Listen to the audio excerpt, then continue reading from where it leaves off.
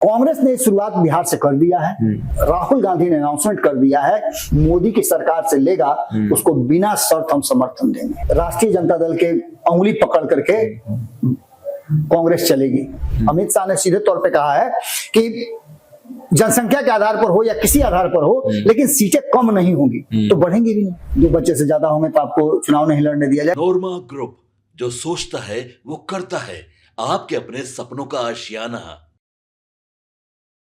नमस्कार, भारत लाइव देख रहे हैं आप। सुबह सुबह तमाम दर्शकों का बहुत बहुत स्वागत है। होली के छुट्टी के बाद हम फिर से हाजिर हैं आपके सामने बिहार के पॉलिटिकल चर्चाओं को लेकर।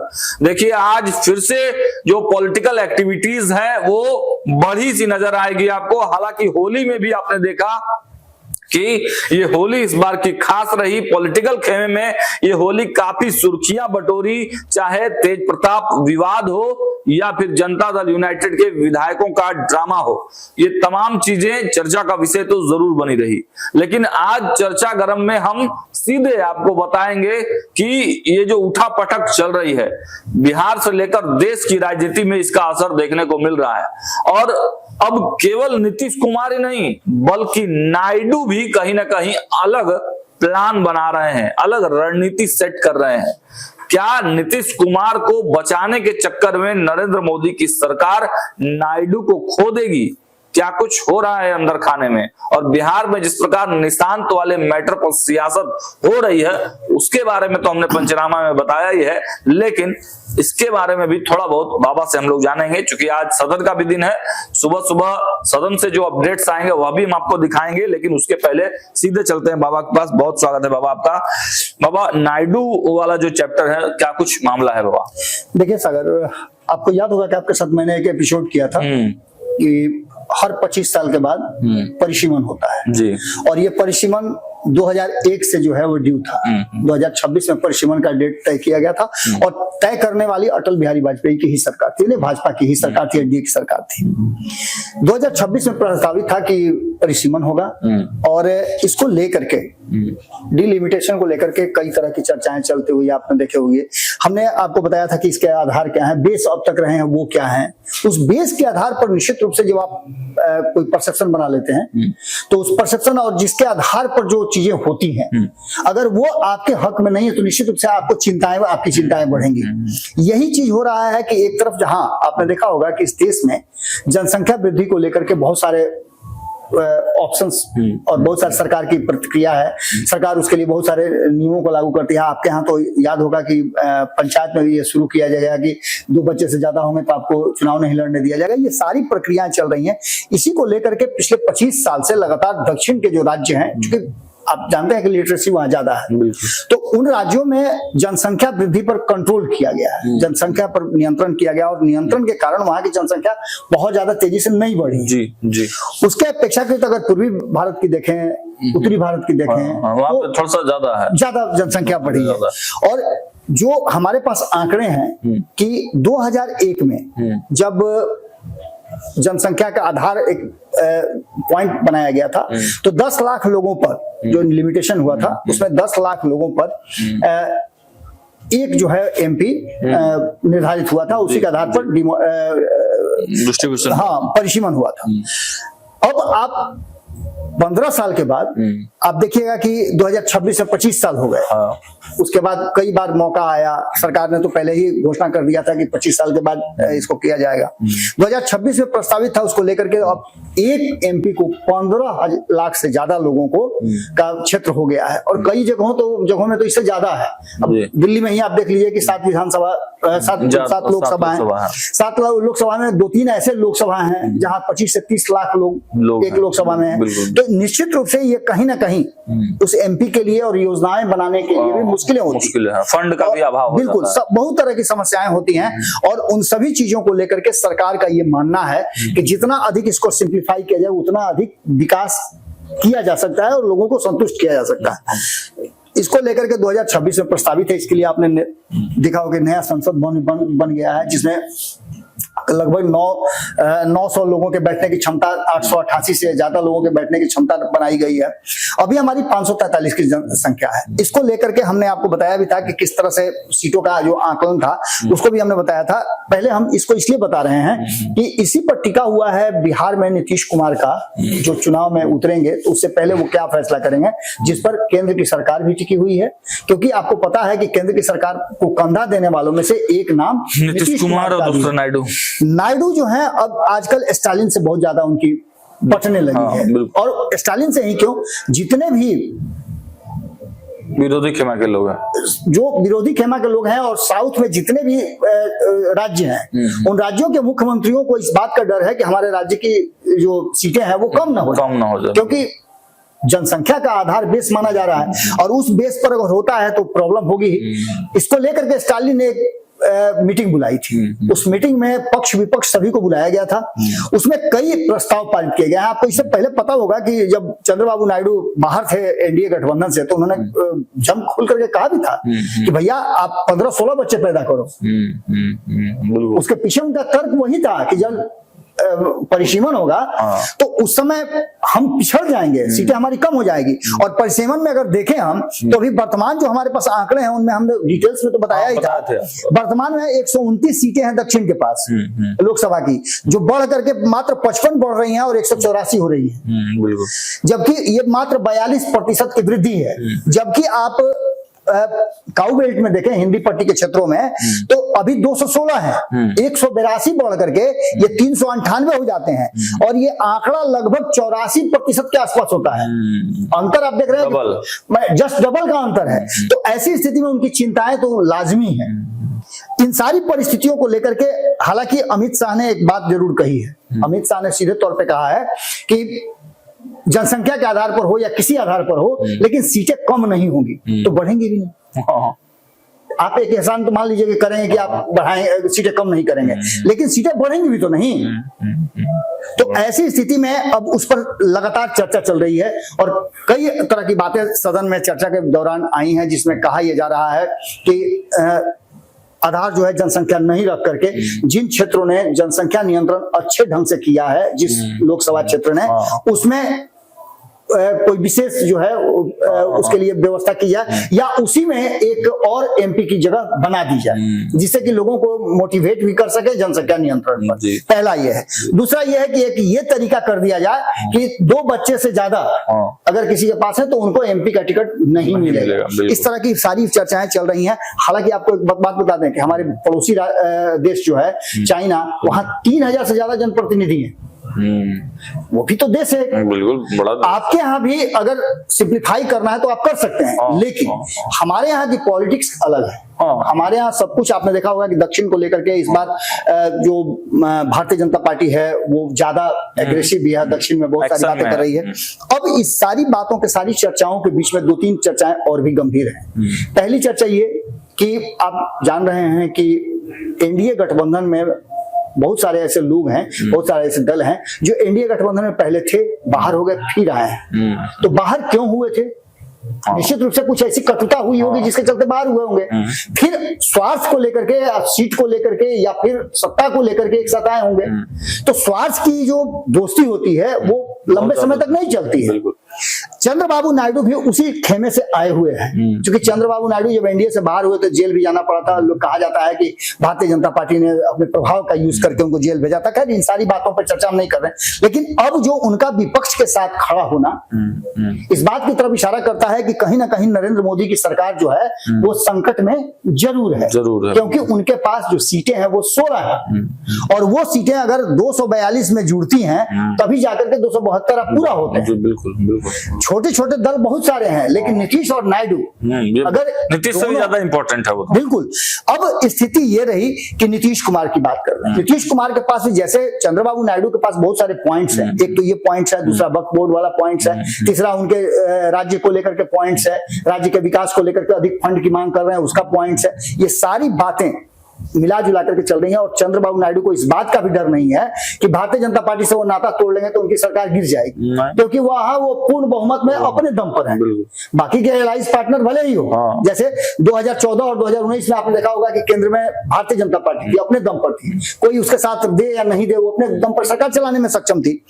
नीतीश कुमार अब आगे की जो रणनीति है उसमें कल जो प्रक्रिया आपने देखी होगी एक दिन पहले, कल की नहीं परसों की मैं बात कर रहा हूँ, होली के दिन की बात कर रहा हूँ। आपको याद होगा सागर और भारत लाइव के दर्शकों को भी याद होगा, मैंने कहा था कि अप्रैल का महीना बिहार और देश की राजनीति के लिए बहुत बड़ा होने वाला है। खरमास को हम लोग बहुत ज्यादा मानते हैं। खरमास में हम कोई भी अच्छा काम नहीं करते हैं, उसके लिए हम वेट करते हैं।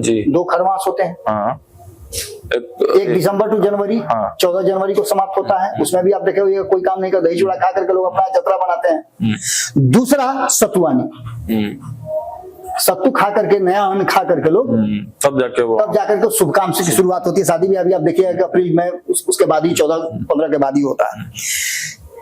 14 तारीख को होली थी और उसके नेक्स्ट डे खरमास चढ़ने वाला था। आनंद फानंद में व्यवस्था की गई। 9 वर्षों के बाद मैंने आपके साथ एक कल खबर किया था, तो उस खबर का एक अंश ये भी था कि 9 साल के बाद नीतीश कुमार के घर पे होली जैसा उत्सव हुआ। और ये उत्सव क्यों हुआ? कोई न बेटा का ब्याह था, न कोई ऐसा शुभ कार्य हुआ था, और नहीं तो नीतीश कुमार तबीयत खराब है तो होली मनाने का क्या जरूरत था? तो होली मनाने का मकसद था अपने लोगों को अघोषित रूप से बुला करके बिना मीटिंग के और इस बात को स्वीकार करा लेना कि ये अब आपके बॉस हैं। निशांत को सामने करके और नीतीश कुमार ने सभी से ये स्वीकार करवा लिया। जिस तरह की तस्वीरें सामने आई कल पंचनामा में भी आप लोगों ने बहुत सारी खबरें की है, हम तो चाहेंगे पंचनामा जाकर के देखिए, उसमें बहुत सारे बम विस्फोट हुए हैं, वो भी जाकर के आप देखिएगा। सीधी तौर पे नीतीश कुमार के पास भी वो ऑप्शन अभी भी खड़ा है कि यदि निशांत को स्वीकार करने में भारतीय जनता पार्टी जरा सा भी आनाकानी करती है। खबर मैंने किया था, मैंने वो उस समय भी ये बात कही थी कि Bharatiya Janata party of any cost मैं कह रहा हूं, नीतीश कुमार को 2025 के चुनाव तक खोना नहीं चाहेगी, लेकिन परिस्थितियों पर आपका बस नहीं होता है। और नीतीश कुमार का डिमांड जो है वो डिमांड हो सकता है कि और लोगों को पसंद नहीं हो। अभी जो वर्तमान परिस्थिति बनी है उसमें आपने देखा होगा कि नीतीश कुमार का जो पलड़ा है एकदम बराबर है। पसंगा जिधर बैठ गया उधर का पलड़ा झुक जाएगा और नीतीश कुमार वहां साथ हो जाएंगे। इस बीच में आपको ये भी नजर आ गया होगा महागठबंधन की तरफ भी अब वो वाली स्थिति नहीं रह गई है कि राष्ट्रीय जनता दल के उंगली पकड़ करके कांग्रेस चलेगी। कांग्रेस ने विद्रोह का बिगुल फूंक दिया है और कांग्रेस अपने हिसाब से अपनी जमीन तलाशने की शुरुआत कर चुकी है। उसको भी पता है कि बरसीमन होगा तो कांग्रेस को अपना जनाधार खोजना होगा और उत्तर बिहार में खोजना पड़ेगा, उत्तर बिहार में खोजना होगा। दक्षिण बिहार के कुछ राज्यों में तो उसकी सरकार है भी, लेकिन सबसे बड़ी बात ये हो रही है कि दक्षिण बिहार पर फोकस भारतीय जनता पार्टी का है और उससे होने वाला नहीं है। उत्तर भारत जिसके हाथ में है वो सरकार बनाती है केंद्र में। कांग्रेस ने शुरुआत बिहार से कर दिया है और देश भर में सीधे तौर पे जिस तरह से राहुल गांधी ने अनाउंसमेंट कर दिया है कि जो भी समर्थन मोदी की सरकार से लेगा उसको बिना शर्त हम समर्थन देंगे। आप समझिएगा ये बहुत बड़ी बात है। बिल्कुल। और नीतीश कुमार की मंशा क्या है? नीतीश कुमार की मंशा एक बार नरेंद्र मोदी वाली कुर्सी पर बैठना है। अच्छा, नरेंद्र मोदी वाली कुर्सी पर बैठना। आप समझिए ना, 2-3 बार तो ट्राई कर ही चुके हैं। आपने देखा वो 2013 में ट्राई करने के लिए आए थे, 2014 में फेल कर गए, फिर से चुनाव लड़े 2015 में, 17 में फिर चले गए। समझ गए कि अब नहीं हो सकता है तो फिर आगे देखा जाए रास्ता। 2020 में आए, परिस्थितियां आपके सामने थी। 2022 में आप फिर अलग हो गए, फिर उनको प्रधानमंत्री बनने का आपको याद होगा कि जैसे ही उपेंद्र कुशवाहा वगैरह आए तो उनको और चढ़ा दिया कि भाई हम लोग है ना, है चलिए ना प्रधानमंत्री आपको बनाते हैं। तो फिर इनके मन में ख्वाब आया, फिर वहां से छूट करके भाग गए। फिर इनको लगा कि नहीं भाई ये तो संभव नहीं है। और खास करके उस समय जो गैर भाजपाई दल थे उनको भी भरोसा नीतीश कुमार पर नहीं था कि अगर नीतीश कुमार के पास पावर आ जाए तो कैसे क्या करेंगे। ये भी कहा जा रहा था कि मैंने नीतीश कुमार आखिर बिहार में अगर 12 को 16 को 18 को सीट जीत भी जाते हैं तो उससे क्या कर लेंगे। खैर इन सारी बातों को लेकर के अब नीतीश कुमार के पास एक ऑप्शन आ जाता है। यदि नायडू विद्रोह कर देते हैं, समर्थन वापस ले लेते हैं, तो नीतीश कुमार भी समर्थन वापस ले लेंगे। और ले लेंगे तो उस वैसी स्थिति में एक डाटा उधर तैयार होता है कुछ, क्योंकि विपक्ष के पास भी 240 सांसद हैं, तो इनके मिल जाने से परिस्थितियां बदल सकती हैं। लेकिन ये आसान नहीं है, बहुत मुश्किल है। अब इन सारी परिस्थितियों को लेकर के पेच तो फंसा हुआ है, लेकिन आप जानते हैं कि जब मरता क्या नहीं करता, कोई ना कोई फैसला आदमी जल्दीबाजी में भी ले लेता है। नीतीश कुमार का पहला डिमांड उनके बेटे को स्थापित करना है, दूसरा डिमांड 2025 में मुख्यमंत्री की कुर्सी देना है, या निशांत को कुर्सी देकर के उन्हें ऊपर ले जाना, मतलब राष्ट्रपति उपराष्ट्रपति बनाना। इन सारी बातों को लेकर के कहीं ना कहीं मामला अटका हुआ है। एक तरफ जहां नायडू अपने डिमांड को लेकर के और अपने आने वाले भविष्य को लेकर के, क्योंकि अगर इस बार फेल कर गए तो आगे भी उनके लिए कोई रास्ता नहीं बचता है। और लोगों में अगर एक बार बैठ जाता है कि सरकार हमारे पक्ष में नहीं काम कर रही है, केंद्र के सामने झुकी हुई है, तो आपको वोट नहीं देंगे। बिल्कुल वही स्थिति नीतीश कुमार के साथ भी है, और देखना होगा कि नीतीश कुमार इस पर क्या फैसला लेते हैं। पूरा का पूरा जो है मामला जो है नीतीश के इंतजार में है, नीतीश के फैसले पर है। जैसे ही कोई मुहर लगती है उसके बाद से आप इस देखिए कि बिहार और देश की राजनीति में एक बड़ा बूम होगा, और इस बूम का इंतजार आप कीजिए। अप्रैल में संभावित है कि ये बूम आपको देखने को मिल सकता है, इसमें कोई। चलिए, तो देखा आपने एक बिहार के लिए, हालांकि ये नया मुद्दा है, लेकिन बाबा ने बहुत रिसर्च के बाद और इंटरनल सोर्सेज से जो खबरें निकल कर आई है उसके आधार पर बात बताई है कि देखिए आने वाले समय में थोड़ा सा मुश्किल का समय हो सकता है सरकार के लिए, लेकिन नरेंद्र मोदी की सरकार है, अमित शाह और नरेंद्र मोदी की जोड़ी है, देखिए सबका काट उनके पास रहता है। अब देखना होगा नीतीश कुमार के फैसले का और नरेंद्र मोदी और अमित शाह की जोड़ी का क्या कमाल होता है। फिलहाल खबर में इतना ही। विधानसभा से लगातार हम खबरें दे रहे हैं, देखते रहिए भारत लाइव। बहुत बहुत धन्यवाद। आपके सपनों को हमने सजाया है, ई होम्स पैनोरमा को हमने बनाया है। ई होम्स मेरा एक सपना था जिसपे मैं पिछले 4 साल से काम कर रहा था। हमने जो बनाया है वो सबने है माना। ई होम्स पैनोरमा में हो आपका भी आशियाना। और फाइनली हमने 2021 में इस प्रोजेक्ट को लॉन्च किया। बहुत लोग अप्रिशिएट कर रहे हैं कि पूर्णिया जैसे शहर में, बिहार के, एक तो बिहार की बात करें उसमें भी पूर्णिया जैसे छोटे जगह में इस तरह का लाइफस्टाइल देना, ये सुन के हम लोगों को बहुत अच्छा लगता है। ई होम्स में हमने कुछ और भी किया है, जैसे हम जिस जगह में रह रहे हैं हमारी फैमिली सिक्योर हो, उनको सिक्योरिटी का ध्यान में रखा है। आपकी सुविधा और सुरक्षा आपके लिए खास है, ये आपका विश्वास है। इसमें आर्टिफिशियल इंटेलिजेंस का 7 लेयर सिक्योरिटी का हमने इस्तेमाल किया है। लस ग्रीन कैंपस को बनाया है, यदि हमारा बाउंड्री वाल है तो वो वर्टिकल गार्डन है। ये जितनी भी फैसिलिटी होता है एक इंटरनेशनल टाउनशिप में ई होम्स है, ये हम लोग विश्वास नहीं कर पा रहे हैं। जो भी हमारे मित्र दोस्त या जो भी हमारे बाहर के बाहर आते हैं तो हम लोगों को बहुत अच्छा सुनने को मिलता है और बहुत अच्छा क्रेडिट मिल रहा है। वो सारा हमने सिर्फ एक बिल्डिंग नहीं बनाया, हमें एक बहुत अच्छा लाइफस्टाइल दिया ई होम्स में, और मेरा एक सपना था जिसको मैं आज फुलफिल होते हुए देख पा रहा हूँ। ये आपका आवास है। ई होम्स पैनोरमा में अब आपका निवास है। E homes panorama, luxurious lifestyle redefined. Panorama group, जो सोचता है वो करता है। अगर ये वीडियो पसंद आई और वह बिहार के राजनीति और बिहारियत से सरोकार रखेनी तो सब्सक्राइब बटन दबा के चैनल के सब्सक्राइब कर ली। ओजे एगो घंटी बा, ओकरा बटन दबा देला से कुल सटीक और मारक खबर रुआ मुफ्त में मिल जाई। अगर रुआ पत्रकारिता के हमनी के नया प्रयोग में सहयोग कर चाहतानी तो ज्वाइन बटन दबा दी। पेटीएम नंबर नोट कर ली 9386 816 700।